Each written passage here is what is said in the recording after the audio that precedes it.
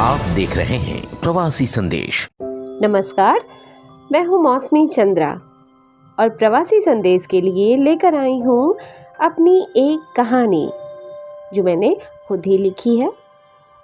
कहानी का शीर्षक है प्यार कभी नहीं मरता। तो चलिए सुनते हैं। इसी तुम यहाँ। मैंने जैसे ही पलटकर देखा, सामने सौमित खड़ा था। एक पल लगा पहचानने में।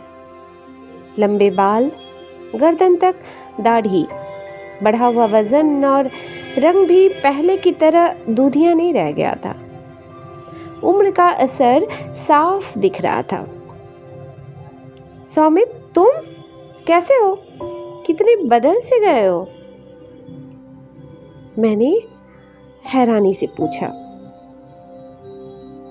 उम्र हो गई है ना, पर तुम वैसी ही हो अब भी।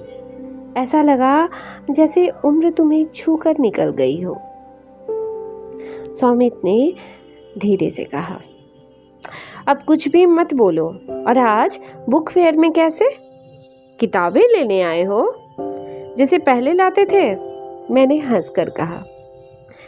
मुझे कहाँ कभी शौक रहा है किताबों का। उस समय लेता था, जिसके लिए लेता था वो भी तुम जानती हो। फिर एक क्षण चुप रहकर उसने कहा, बेटी को चाहिए थी कोर्स की कुछ किताबें, वही लेने आया था। और तुम तो किताबों में डूबे ही रहना अच्छा लगता है ना, शुरू से पता है मुझे।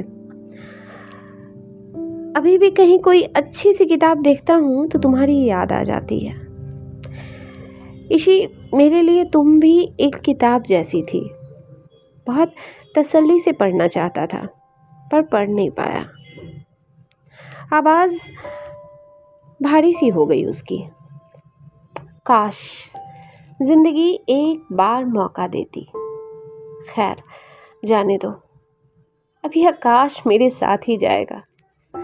इसी हम लोग जितना भी चाहें, एक ना एक काश रह ही जाता है साथ, जीवन के अंतिम क्षणों तक, है ना? मैंने ठंडी सांस ली और कहा, सुमित, अब इन बातों का कोई मतलब नहीं है। अब जो है उसमें ही वजह तलाश करो जीने की और खुश रहने की, जैसे मैं करती हूँ।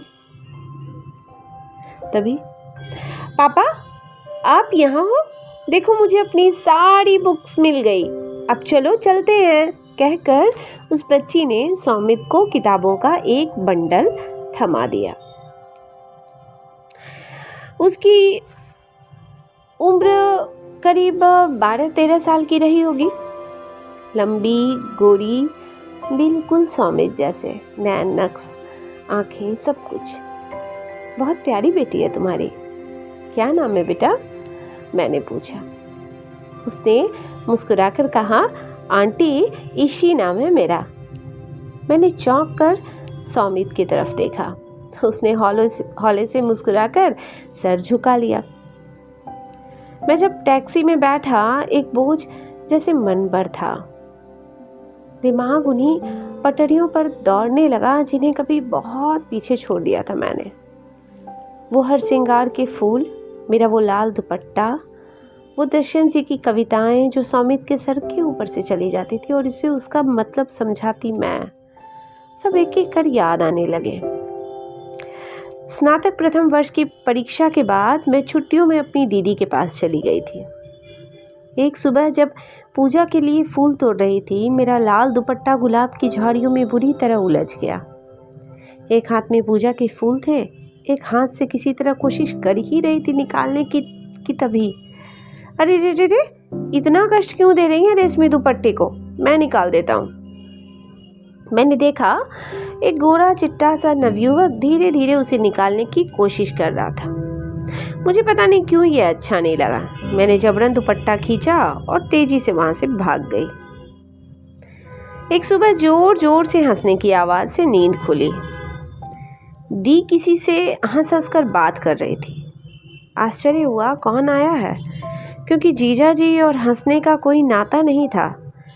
बाहर आकर देखा, वही दुपट्टा निकालने वाला। अरे उठ गई, इनसे मिल, देवर लगते हैं मेरे, दीदी ने कहा। देवर? पर दी, इनसे तो मैं कभी नहीं मिली। अरे चाचा के लड़के हैं भाई, यहाँ एडमिशन लिया एमसीए में, पास ही घर है इनका। हल्की बातचीत हुई। उस दिन के बाद से सौमित करीब करीब रोज़ ही आने लगा। खूब बातें करता, खुश मिजाज लड़का। उसके साथ वक्त जैसे हवाई जहाज सा तेज भागता। घंटे कैसे मिनटों में बदल जाते पता ही नहीं चलता। एक से एक बातें करता, बस कविताएं उसकी समझ के बाहर होती। एक बार मैंने कहा, मुझे कविताएं बहुत पसंद है पढ़ना। दूसरे ही दिन उसने एक किताब मेरे हाथ में थमा दी, दुष्यंत जी की कविता। मेरी खुशी का ठिकाना नहीं था। उसके बाद तो वह हर हफ्ते कोई ना कोई किताब लाता मेरे लिए। मैं खूब पढ़ती। एक दिन मुझसे नाराजगी भरे स्वर में बोला, इसी अब मैं कोई किताब नहीं लाऊंगा तुम्हारे लिए। क्यों, क्या हो गया? तुम मुझसे बात ही नहीं करती और इन्हीं किताबों में डूबी रहती हो। मेरी हंसी निकल गई। अच्छा, जलन होगी ही ना। सौमित, तुम्हें क्या पता इनमें कौन सा रस है। बहुत मीठी होती है कविताएं, सब जज्बात अपने में समेटे हुए। अच्छा आओ, आज मैं तुम्हें एक कविता सुनाती हूँ। सॉरी बाबा, तुम पढ़ो, पर मुझे मत सुनाओ। वो उठने लगा। चुप करके बैठो। मैंने उसका हाथ खींचकर अपने पास बिठा लिया। सुनो, दुष्यंत जी की कविता सुनाती हूँ। तुम्हारे मिलने से मिली सूरज की किरण, मेरी आँखों में हो गई शामिल, और मेरी रोशनी असीम हो गई। सच, तुम मिली और मैं उजालों से भर गया। सुना तो दी, फिर उसका अर्थ समझाने में जितनी मेहनत मुझे लगी वो मैं ही जानती हूँ। इन कविताओं की पंक्तियों की तरह सौमित भी मेरी जिंदगी में शामिल हो गया था। रात में हम बगीचे में बैठते मिलते। मुझे हर श्रृंगार के फूल बहुत भाते थे। वह उन्हें मेरी गोद में तोड़ तोड़ कर डाल देता। हम घंटों जुगनियों को निहारते और नए सपने बुनते। पर जल्दी ही हमारे प्रेम की उम्र पूरी हो गई। दीदी को मेरे प्यार की महक लग गई थी और एक दिन भाई मुझे लेने आया। जाना तो था ही। मैंने उससे इस उम्मीद में विदाई ली कि जल्दी ही उसकी ज़िंदगी में पूरे हक से वापस आऊँगी। फिर शुरू हुआ परिवार को मनाने का सिलसिला। जब लगा घर वाले मान जाएंगे तो दीदी का फरमान आया, मैं अपने परिवार में अपनी बहन को नहीं लाऊंगी। अगर आप लोग ऐसा करेंगे तो मैं इस शादी का हिस्सा नहीं बनूंगी। वजह, एक घर में ब्याहने से कहीं हमारे संबंध ना खराब हो जाए। इस फरमान के बाद क्या कोई और वजह थी जानने की? मैंने कोशिश ही नहीं की।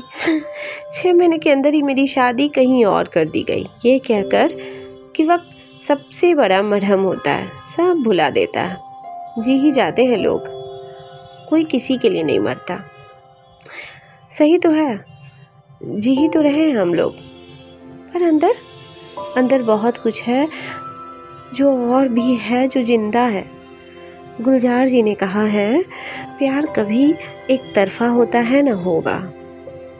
2 लोगों के मिलन की जुर्वा पैदाई सैया।